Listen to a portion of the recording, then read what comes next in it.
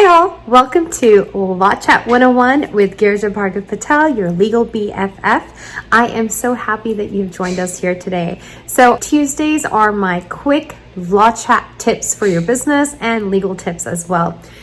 But I have to tell you that all this information I'm sharing with you today is information and it's for educational purposes only. If you need a lawyer or another professional, please go out and seek one and hire one so that you can get advice specifically for your business.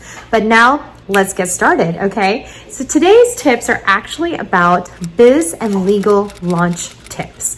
Some of them are tried, tested. Some of them are because I have gone through so many launches and I have felt the pain. So I'm actually going to go through some really quick 7 tips, and you want to stay tuned for all of them because they are super helpful and things we just might not think about, but we actually have to think about and implement as well. So number 1, goes without saying, have a plan of action. I am about to launch something else into this world, and I was with my mastermind group yesterday and they were just like, do you have a business plan for this? And I'm like, oh my gosh, because even though this launch is within my company, it's not like I'm launching something new or a new business or something that's totally separate from what I'm doing already.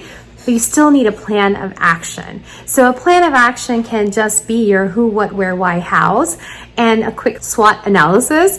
And it can just be pros and cons, benefits, bullet points, whatever works for you, but have a plan of action, because that plan of action is what will make you keep going, and also how you can help market your business, because the more information that you have collected and the more ideas and the clarity you have, the more you speak with conviction. So plan of action is super necessary. So first and foremost, get that down. So because when you have a plan of action, you know which route to take. You know which direction to go to, right? So that kind of leads us to the next one is, once you've figured out the plan of action and you've written it down, you need to do some probably new hires, maybe somebody who's a launch expert, somebody who can really help gather all of that information and put it in one spot. So if you are having new hires during that time, there's 2 things that you really want to look at. One is vet them out. Make sure they are what they say they are. Make sure you've seen their work, seen some type of even testimonials about them or references about them, because it can really burn you during a launch time. I speak from personal experience.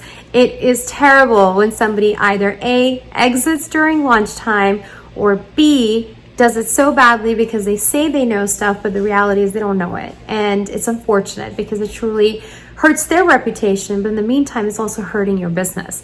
So have a plan of action, know the kind of people you need to hire, if you need to hire new ones, or know that what your existing team members can do, and let them know, hey, this is launch time. I expect everybody to be on board during that time, because if you're not, or if you're going to say I can't do it, it's going to hurt, again, you more than them just exiting at that time. So have that clarity and between your team members also. And if you are hiring somebody new, again, vet them out. And another thing that you want is a contract with them. Just because launch time is a short period of time usually, and you're like, oh man, why do I need a contract? But you do. You absolutely need a contract, so you know what your deliverables are. You also know what money that you are going to be giving them.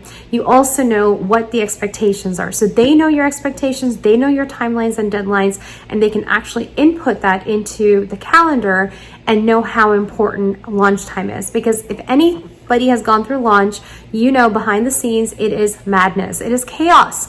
And in order to kind of limit the chaos and limit the madness, really, truly, you want to vet your new hires or tell your existing team that, hey, this is what's going to be happening. This is what to expect. I expect all members on board at the time. So that way nobody is, feeling the pressure and then feeling like they were just didn't sign up for that. And then number 2, have a contract. Make sure the contract is pretty clear on the deliverables and also clear on the money and the timelines and everything that is super important to your launch.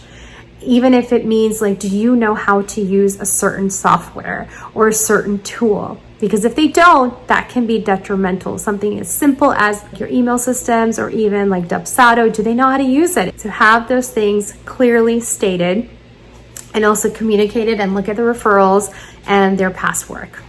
Now, Number 3, after you have the plan of action, you kind of know the skeleton outline of what you need to do. You also know what things are important, what software you're going to be using, what, deliverables and, things that you need at the end for your launch to really work. So whether that is email sequences, or whether that is graphics for marketing, or whether that is just anything, like a phone number so you can send text messages out to people. You want to make sure that you have all those new hires ready to go. So that's number 2. And number 3, are your platforms ready to go? And so what that means is, what different platforms are you using for marketing, or what platforms are you using to organize your launch? Whatever that launch is, are you using something like Dubsado, or are you using something like just a simple Trello or something else? What are you using, and are they ready to go? I'm not saying get them ready to go all the time, because there are times when things are just imperfect, and that's okay too. But what you really want to ensure is the legal behind it. So for example, if you are going to be sending text messages out to your new people that are signing up, or the people that are signing up for your launches, and you're sending out text messages, have a form or a piece of, something online that they're agreeing to those text messages, and they are happy to receive them. And because that way what you're doing is, 1, you're getting permission to send them text messages and marketing, but you're also getting permission to get their information, which is personal information, which I'm going to go into later on about the privacy part of this as well. But you're taking that extra step because it is protecting you and it's protecting them as well. And so it's super important that you're seeing the platforms. You're also seeing what is yours and what is not yours. If you're using something like Canva or some other type of platforms that are not necessarily your platforms, what is it that that platform is allowing you? Do you have a licensing agreement with them? Are you using the free version and do you just not get anything, but yet you're selling stuff that you've created on it? Are you allowed to do that? And so go into it a little bit, spend that extra 10 minutes reading that terms and conditions, or the licensing agreements, or the small little black letters, and everything in small writing, because those are the things that can make or break not just your launch, but overall your product or your service that you're offering later on.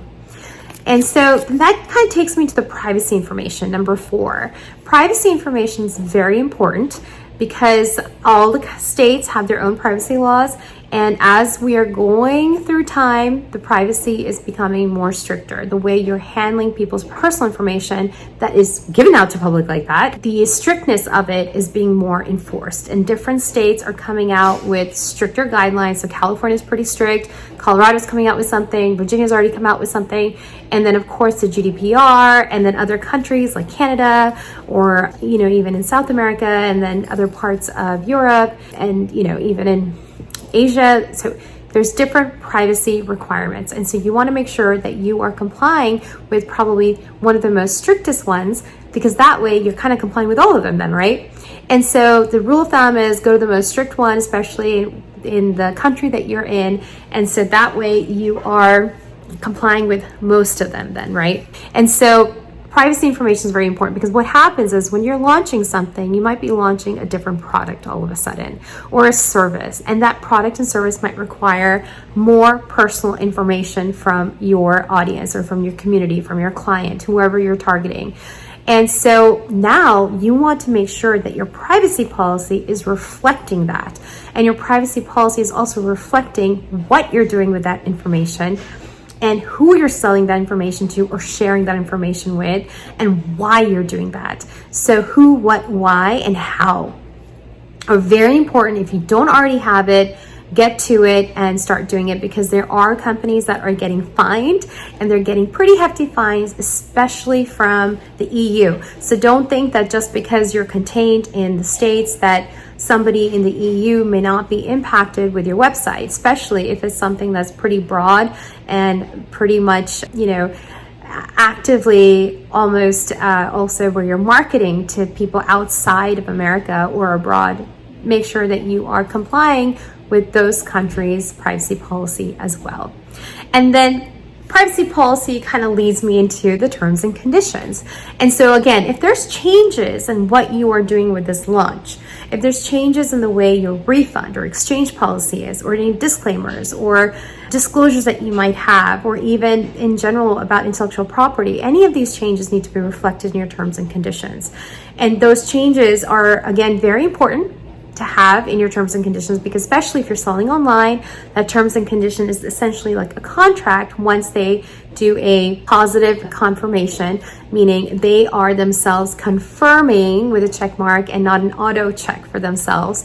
That way, you know that they are agreeing to your terms and conditions, and so you can always refer back to it if there is a problem and the terms and conditions actually addresses those issues, right? So you want to make sure that your terms and conditions updated just along with your privacy policy as well, with regards to whatever's happening with this launch of yours. Now, number 6, our final thing that I was going to talk about. I think I said 7 earlier. I'm not sure. But anyways, there's 6 things, but of course I can absolutely expand and make it even 12 if I needed to, but we're going to stick to 6 today. So the 6th one is also probably one of the most important ones, and that is your contracts for your launch. Whether you include that information part of your terms and condition, or whether you need a new contract because it is a long-term relationship that you're establishing with your clients because of the launch, you need to have that contract. Now, whether that is automated online, or whether that is something that is a supplement to your terms and condition, and then this is like, hey, here's another contract, or it could be a contract that kind of regurgitates your already, your terms and conditions from your website, but then also adds on some extra clauses because of the nature of this new relationship and the launch, then that's what you need to do. But don't forget the contract with your new clients and the new audience, or even existing clients that you might have, but don't forget the contracts with them, because that is probably one of the most important and also one of the most overlooked things that we do when we have a new launch. So just to recap again, some things that you need in a new launch is plan of action. So important. Number 2, hires. You want to vet them. You also want to make sure you have contracts with them. Number 3, are your platforms good? Are your platforms ready to go? Can you use it the way you want to use it, or do you need to get something new? And then what you do have, or what you are getting, read the new terms and conditions, read the licensing agreements, and make sure you can use it the way you want to use it for your launch. Number 4, privacy. So if you your existing privacy policy, if it reflects what you're doing with the launch, awesome. If it doesn't, you need to regroup yourself and make changes, and so that you can reflect the new things that you're doing with the information that you're gathering with the launch, or with this special product or service that you're offering now.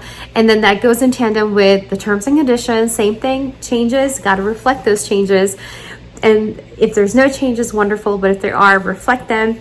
And then of course the client contracts, which is so overlooked but so necessary. And so with that, I wish you good luck with your launch. And if you have any other questions, drop them down there, or actually just check me up on www.gbplaw.com and click on the consultation, and that link is going to be down there too, and book a time with me, and I'd love to chat with you. Okay, until then, bye.